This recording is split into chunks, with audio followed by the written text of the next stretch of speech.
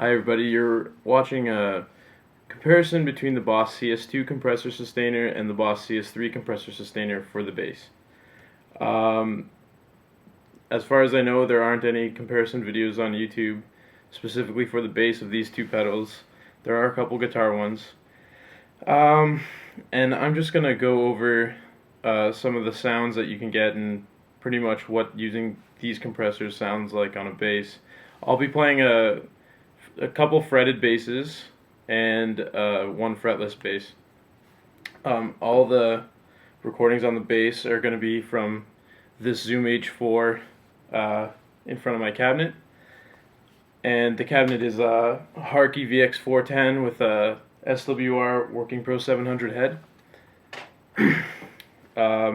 My signal path is going to be from the guitar, the CS-3, then the CS-2, and a VT bass. And that's kind of just like a preamp that I really like using. And here we go. Okay, so what I'll demonstrate first is the bass's dry signal.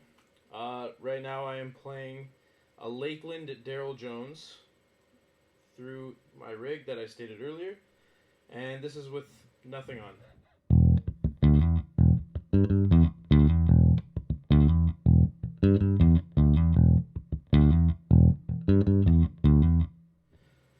This is with the VT bass.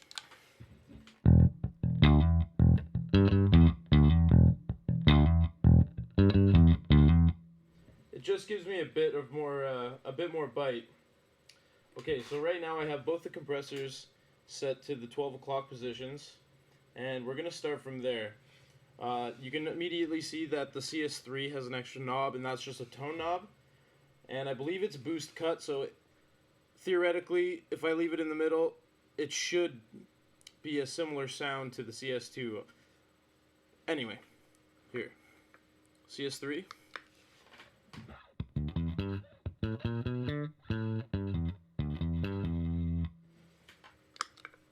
CS-2.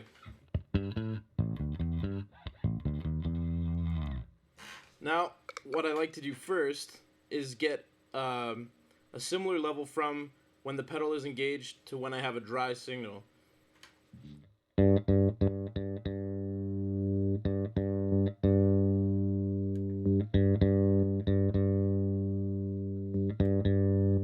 Sounds a bit right. Let's try this one.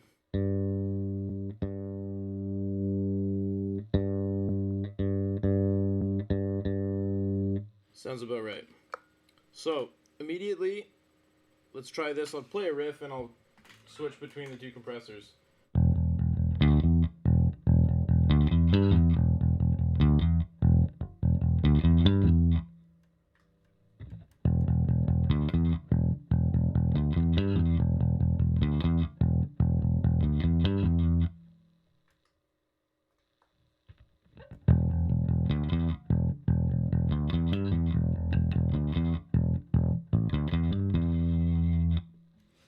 Okay, so let's try increasing the sustain, and according to the manuals, the sustain acts as a limiter below the 12 o'clock position, and above adds a bit of sustain, which I'm guessing is the compression. So I'm just going to increase it a little bit.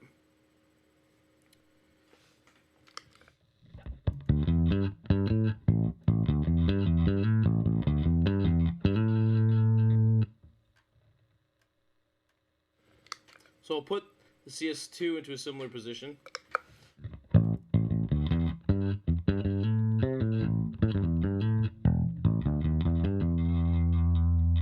Now what you might notice from each of the compressors while you're fiddling around with them is they really increase the harmonics that you're playing. So if I'm playing some harmonics,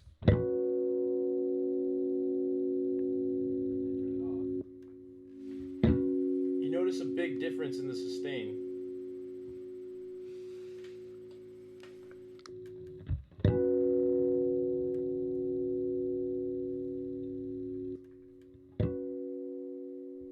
Now immediately when I'm playing those harmonics, the differences between the two pedals is quite different. I don't know if you're going to be able to hear it, but to my ear, the CS-3, when playing harmonics, adds a bit more distortion in the background, kind of like this artifacts of distortion in behind your notes.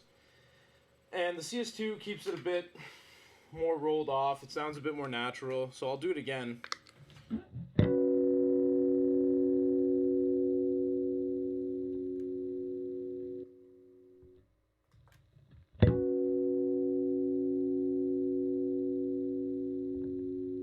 For some reason, the CS-3 just sounds a bit more fuzzy to me.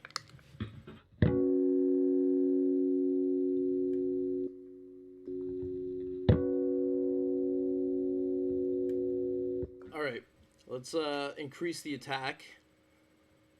So I'll put it here, let's say, 3 o'clock position. I'll play the riff dry.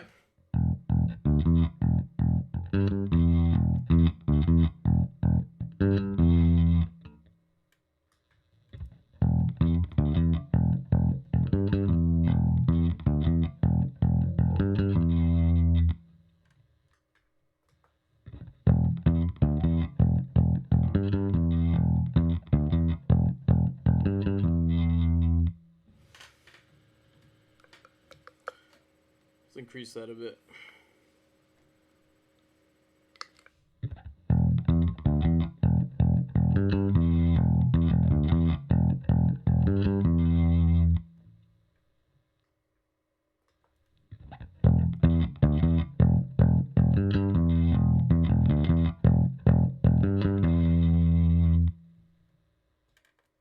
Now, one of the main things I notice about when you're really digging in is that the CS2 tends to distort a bit more, but the tone still remains natural, whereas the CS3, it kind of does a bit more squashing, and I find that the tone is sucked out of your playing a bit. Anyway, I'm going to try this on a fretless now. Okay, here's the dry sound of my fretless.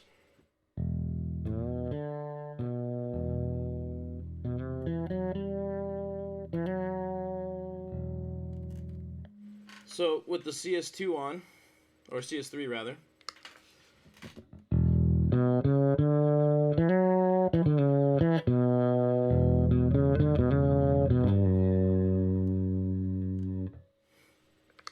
with the CS2,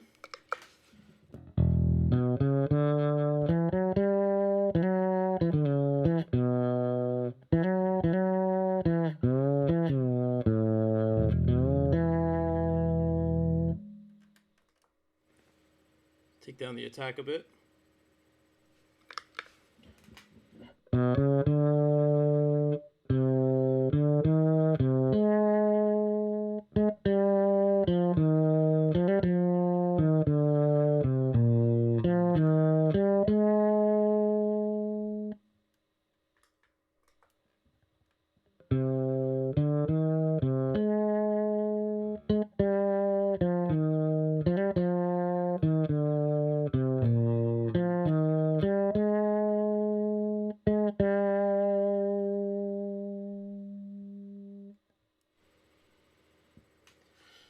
Okay, so my final comment is I find that the CS2 is a bit more warm sounding, and it doesn't have the same distorted artifacts that the CS3 can sometimes create. Both of them don't have a threshold control, which means the level at which the compression begins. That's pretty much controlled by the output of your bass. Higher output basses that I have tend to distort this, like an active bass or something like that. So on an active bass, like my Stingray, I turn the knob all the way down and turn this level all the way up to compensate for the lost gain. And it sounds great. But if I turn up the volume much higher on it and turn this down, it starts to sound more distorted. So you kind of have to balance it like that, only because you don't have a threshold control. So I hope it was informative.